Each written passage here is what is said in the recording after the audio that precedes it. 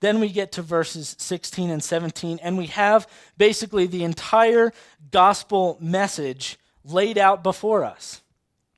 The entire thing. For God so loved the world that he gave his only son. I think we know it.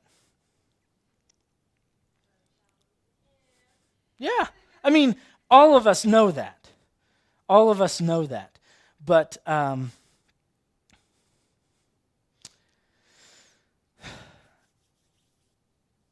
think sometimes in the church, I think we forget it.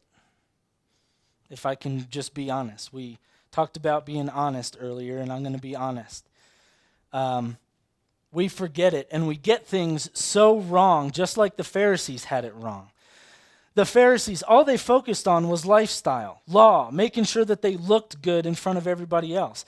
They had no clue, idea, or concept of what it was to have a heart change. But Nicodemus figured it out. He's like, I've watched this Jesus guy, and there's something different about him, and I need that. I want that. That's what he's saying. Now, rightfully so, he was a little bit skeptical. Hey, I need that, I want that, but I need to figure it out before I'm ready to jump feet first into this.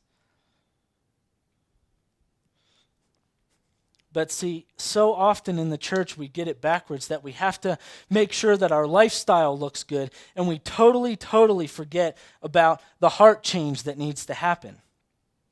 I wonder what the church would look like if we got it right and we focused on the heart change first and then let the lifestyle come out of that heart change. Because God has changed our heart so radically, so dramatically, that everything that we do, say, think, whatever, comes from that love. And people see that, and just like Nicodemus said, I see something in you and I want that. You don't have to be Jesus to have somebody say that about you. You don't. You don't. I just got finished reading a book. I'm sorry, my throat is really bad.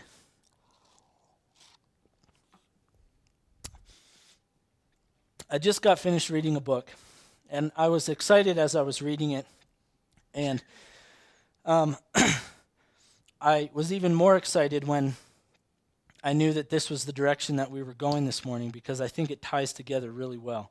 The book is called Unchristian, and it was put out a few years back. It's kind of outdated now because it's like 4 years old. But it was put out by one of the researchers from the Barna Group. Does everybody know who the Barna Group is? Okay, the Barna Group, it's a research company, basically, and they focus on doing research as it relates to Christianity and research in the secular world as it relates to Christianity. And basically the whole idea of the book is what the perception of people in the world, what their perception is of Christianity and of Christians and of the church. And it rocked my world. I felt horrible. Just totally ashamed, and I found myself at a place that I was like, forgive me, I've got it wrong. I'm not doing it right. Nobody likes statistics, but you need to hear these. 37%, okay, now this is 2007, so probably 2005, 2006 when they were doing, but probably not a whole lot has changed. 37% of born-again Christians rank lifestyle, that is, doing the right thing, being good, and not sinning, at the top of the list of priorities for Christians to pursue in terms of their faith. That's horrible. That's horrible. I hope I'm not bursting your bubble too much, but that is not a good indication of the state of where the church is at and where Christianity is at. 37%. That's huge. 4 out of 5, okay? What percent would that be? Like 85%? 80? Oh yeah, 20, 40, 60, 80, 100. Thank you. Say that the Christian life is well described as trying hard to do what God commands. 4 out of 5. That is horrible. It's not good. It says a lot about the state of the church. 2/3 say that rigid rules and strict standards are an important part of the life and the teaching of my church. Whoa. Not good. Not a good thing. Not a good place to be. 3 out of 5 say that they feel that they don't measure up to God's standards. Now, that's a sermon for a different time. But 3 out of 5 say that they don't measure up. And 1 in 4 admit that they serve God out of a sense of guilt and obligation rather than out of joy and gratitude. These are Christian people. This is you and me.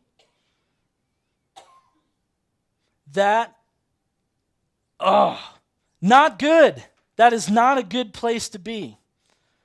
So I have to ask you this morning, are you being like the Pharisees and so focused on looking? Do you know what the top 3 words that non-Christians use to describe Christians were? Guess what the top 3 words were? Anybody have any guesses? Judgmental. This is one of them. Anybody else? Hypocritical.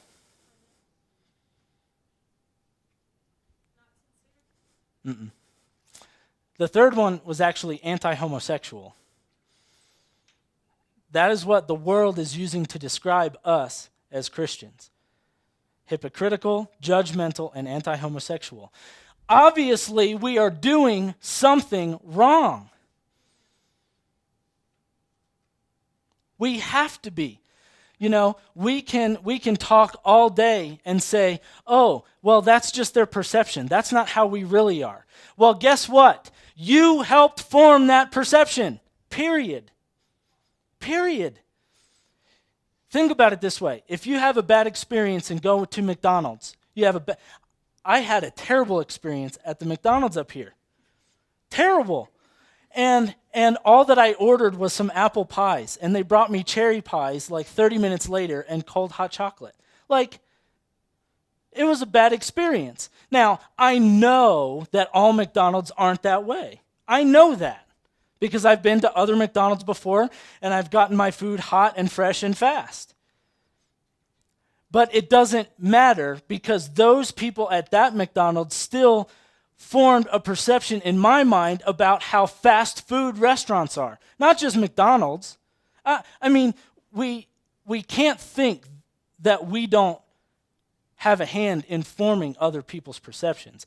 If we think that, then we're lying to ourselves and we're lying to everybody else. Because we do. But that's the world's perception. What is it that we're doing wrong? Guess what? Nicodemus had it figured out. I don't want us to look like the Pharisees. I don't think that would be right. But I do feel okay saying, why don't we start looking a little bit more like Nicodemus? Get to a place where Nicodemus got. Because he was doing all that stuff, all that law. He had it figured out. I mean, that's what all the Pharisees said. I've got it figured out. Here's the law. I'm just doing what it says. And I want to make sure that I do what it says so well that I'm going to start making up more rules and more things so that I do what it says so well that I'm just the man. And that's what they said. It didn't matter at all. Jesus was like, what you're doing is a waste of time. A waste of time. Stop focusing on that stuff. You know that Messiah that you've been waiting for, that Redeemer, that giver of eternal life that you're waiting for? Hello, I'm him. And it took forever for them to get that. It took for him to get on the cross, to be nailed to the cross, to die, and to say, Father, forgive them, to be taken off the cross, put in the grave, and rose 3 days later for them to get that. They didn't get it. Oh, how many of us don't get it? How many of us don't get it? The only reason that I feel okay with being this in your face is because I fall into that category too.